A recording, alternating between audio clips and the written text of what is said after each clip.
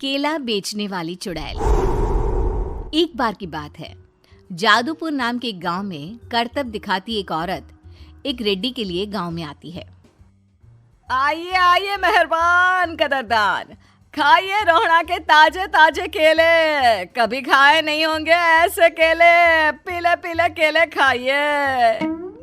ये कहकर रोहड़ा हाथों में 4 केले लिए उन्हें सर्कल में जोर जोर से हवा में उछालती हुई करतब दिखाती है, जिसे देखकर आसपास के सारे बच्चे अपने अपने मम्मी पापा से उस औरत के पास जाने की जिद करने लग जाते हैं। पापा, ऐसा तो सर्कस में बॉल से होता है ना, ये आंटी तो केले से कर रही है। चलिए ना पापा, देखते हैं। रोहड़ा एक पतली सी तार पर चलती हुई केलों से करतब दिखाती है। आते जाते सभी लोग बाहर रुककर उसके करतब देखते हैं और वाह वाही करते नहीं थकते। जैसे ही एक आदमी पास आकर उसे पैसे देने लग जाता है, तब वो कहती है, अरे नहीं नहीं साहब, मैं करतब तो बच्चों के मन को बहलाने के लिए करती हूँ। धंधा तो मेरा केले का है। पीछे देखो मेरी रिड्डी, जो भी मेरे केले खाएगा मेरी तरह चुस्त दुरुस्त और तंदुरुस्त हो जाएगा। पता चलता है क्या कि मेरी उम्र 55 की है। अरे पर ऐसे ठंड के मौसम में कोई केला क्यों खाएगा? ये ऐसे वैसे केले नहीं है साहब, ये शरीर में गर्मी देते हैं, ठंड को दूर भगाए। जो भी रोहिणा के केले खाए। पापा, अगर मुझे केले नहीं मिले तो मैं घर नहीं जाऊंगी।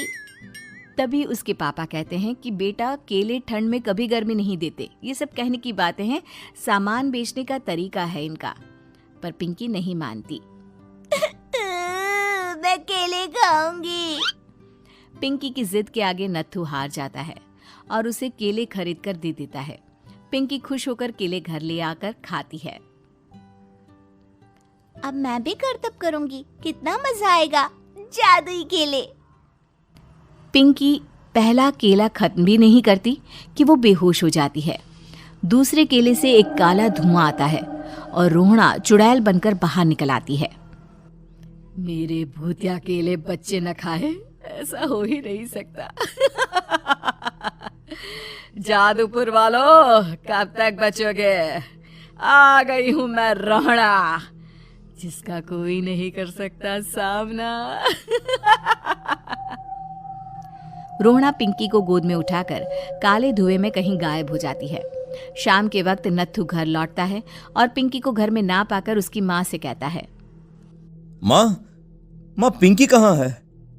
अरे बेटा, उसे तो तू सुबह करतब दिखाने ले गया था ना, फिर कहाँ वापस आए तुम दोनों?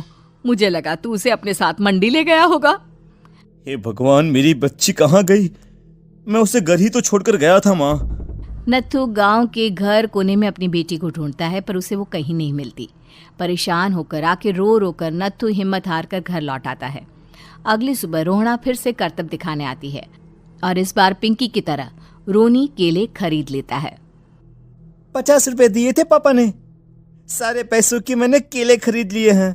अब मैं भी आंटी की तरह ही करतबबाज बन जाऊंगा। यही सोचते हुए रोनी केले खाता है और पहला अकेला केला आधा खत्म भी नहीं करता कि चुड़ैल उसके सामने आ जाती है। मेरे साथ चलने का समय आ गया है रोनी। ये तो बस शुरुआत है। अब इस गांव के सारे बच्चे धीरे धीरे मेरे कब्जे में होंगे, एक बच्चा भी नहीं बचेगा। ये कहकर रोना रोनी को गोद में लेकर काले धुएं में अदृश्य हो जाती है। इसके बाद हर रोज गांव में से कोई ना कोई बच्चा गायब होता, पर ऐसा क्यों हो रहा है किसी को भी समझ में नहीं आ पा रहा था। रोज की तरह अपनी बेटी पिंकी की तलाश में नत्थू गांव के एक तालाब के पास बैठा रो रहा था। कहाँ गई मेरी पिंकी? शकुंतला के जाने के बाद एक वही तो मेरा सहारा थी। अरे उसकी आत्मा कोस रही होगी मुझे कि मैं अपनी बच्ची को संभाल भी नहीं पाया। नत्थू ये कहता हुआ रो ही रहा था कि तभी तालाब में से उसे शकुंतला की आवाज सुनाई देती है। कहाँ थी तुम शकुंतला? हमारी बच्ची और सारे गायब हुए बच्चे रोहड़ा के कब्जे में हैं। वो बच्चों को जो केले देती है उससे बच्चे बेहोश हो जाते हैं और उसके कब्जे में आ जाते हैं और वो उन्हें ले जाकर काली दुनिया में ले जाती है। पर वो ऐसा क्यों कर रही है? ये मैं नहीं जानती, पर उस दुनिया का रास्ता मैं आपको बता सकती हूँ।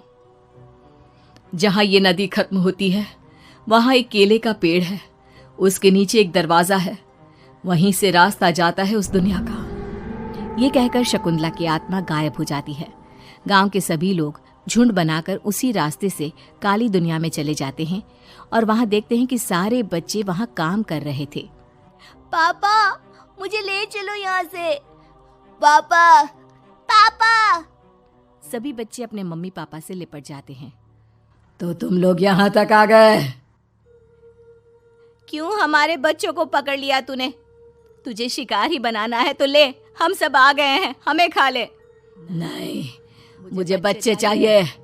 मेरे बच्चे के बदले तुम लोगों के बच्चे। क्या मतलब? मैं इसी गांव में रहने वाली एक औरत थी। केले की चोरी के इल्जाम में मेरे बेटे को गांव वालों ने इतना मारा कि वो मर गया। उसी दिन मैंने ठान लिया कि गांव वालों का भी वही हाल करूंगी। कुछ दिन बाद बेटे के चले जाने के दुख में मैं भी मर गई और मेरी भटकती आत्मा एक चुड़ैल बन गई। और फिर मैंने बदला लिया तुम सबके बच्चे छीनकर। बर्दाश्त नहीं कर पाए ना, सोचो मुझ पर क्या बीती होगी। हमें माफ कर दो रोना, पता नहीं ये किसकी गलती थी पर हम सभी माफी मांगते हैं। हमारी खुशियां लौटा दो, तुम भी तो एक माँ हो। गांव वालों की बात सुनकर रोना का मन पिघल जाता है और वो बच्चों को छोड़ देती है। उसके बाद काली दुनिया बच्चों के लिए जादुई दुनिया बन जाती है। अब कोई भी कभी भी